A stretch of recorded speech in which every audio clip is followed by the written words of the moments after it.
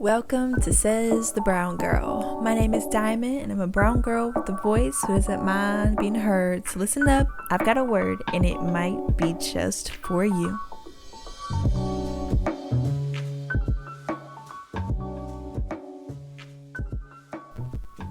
Today's poem is entitled Smell the Roses, written by myself. Here it goes. Like the AC, lately I just want to vent. While my money is hard earned and my time is well spent, I just haven't got the chance to stop and smell the roses. I miss the sweet aroma that sneaks inside my nose and reassures me that everything is going to be okay. Even though tomorrow isn't promised, there's still a chance for a better day. So what's the probability that I will get the opportunity to pause and smell away? When I finally get the chance, I hope I'm not too late because I don't want to have to wait for them to blossom again. Thank you. Hello, everyone. Whatever day you're listening to me, I hope it's been a good one. Stopping and smelling the roses. What does that even mean? It's so ambiguous. I feel like it's definitely a figure of speech, but if you enjoy smelling roses and flowers, then by all means do that. Where did I get this topic from? I've really been digging into Score, written by Brian Corey, and that book is just so eye-opening, and it's caused me to realize a lot of things about myself that I didn't realize before. The topic workaholic was brought up, and this is a type of person who always has something to do, always has something on their plate.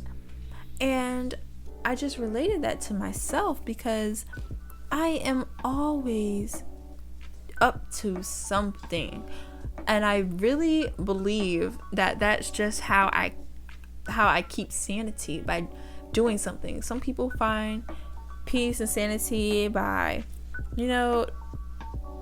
doing things at different times of the week. I have to be doing something every day. I write down a to-do list every day. I keep a planner.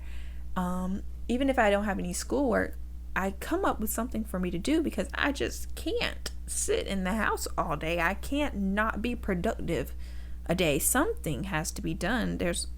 Somebody's always asking me to do something. I always come up with things for myself to do. I'm just a workaholic, put it in Corey's words. And he said in his book that we should try to stop and smell the roses. And oh my goodness, what a revelation that was, because I spend all this time running around and not even appreciating the things that I am accomplishing. Just always wanting more and more. Okay, I did this, but that wasn't good enough, and now I need something else to fill my plate because, alright, that's old news. I need something else to push forward to, without just taking a moment and saying, wow, look at the good that you have done. Look at all the accomplishments that you have done. You are amazing.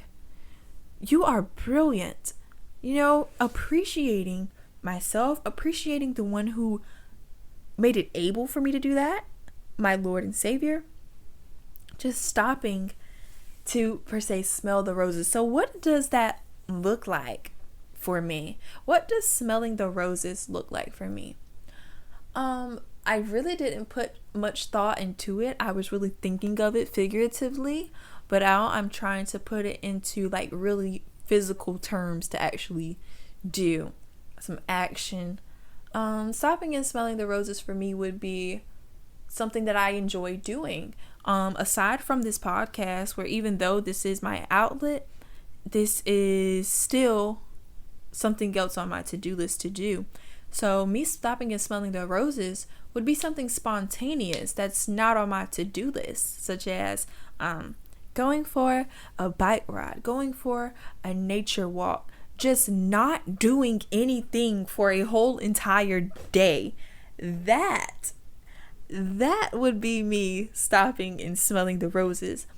And I'm like, okay, so when am I going to do this? When am I going to set aside times to stop and smell the roses? And in my poem, I say, when I finally get the chance, I hope I'm not too late, because I don't want to wait for them to blossom again. And that simply means I don't want it to be too late for it to be another season and the roses are all gone away. Putting it in physical terms, I don't want me to get so busy again where I won't even have the time to stop and smell the roses. I don't want to miss this opportunity or let all these accomplishments go by without me even recognizing the good in them. I hope it's not too late. By the time I finally applaud myself or appreciate the good that I have come into, I hope it's not too late before I finally do that, if I even get the chance to. So let's take a moment to examine where we are in life and how far we've come and who helped us to get there and who's still with us. And if the people who helped you get to where you are right now are not in your life, appreciate that as well, because people come in our lives at different seasons, and sometimes they're good for the summer. However, when fall comes around, they might not be able to adapt to that weather that you're going through in the fall, and so they need to be left behind in the summer. And that's okay, because they helped you out in the summer. They were helping you out in the summer, but for the fall, they just weren't able to move with you. They weren't able to change in that season. And that doesn't mean that they're not a good friend now. That just means that they weren't able to grow with you into the season that you are in right now. I hope you get what I'm saying. I hope you got what I'm saying from that. I'm looking up on Google, what does it mean to stop and smell the roses? Because I don't think I've given a good example. It says, stopping to smell the roses is an act of appreciation and recognizing the source of the goodness in our lives. It means taking time to recognize the daily moments that bring us joy and really seeing what causes that emotion. So first of all, you have to set aside time to smell the roses. It's not going to be on a typical day. Because, oh my gosh, there's 24 hours in a day, y'all. There is 24 hours in a day, and I still can't get much done. And I know, okay, look, 24 hours in a day. We sleep about 8 hours of that day. So really, when you wake up, you only have about 16 hours to work with. And you eating and lollygagging takes up a majority of that time. So there isn't a lot of time in a day to accomplish a lot of things. And one thing that I had to do was cut back on the amount of tasks that I gave myself and make it more realistic, because I was having all these things down on my to-do list for me to accomplish, for me to do. And I was like, I'm going to work this amount of time and then I'm going to take this much break. And it just didn't work out that way. I was too strict on myself. I needed time to stop and breathe and smell the roses for a little bit. So what I've done to combat that is to put a few things on my to-do list that I need to do, or don't make the deadline as soon as possible. If I get it done today, fine. If I don't, it'll go on the page for the next day, and I won't beat myself up about it. I'll just get it done the next day. So y'all, I am encouraging you to take the time to stop out of your busy schedule and smell the roses. Appreciate where you are. Appreciate what you have. Oh, life is great. Life is awesome. life is what you make it. Life is how you envision it to be.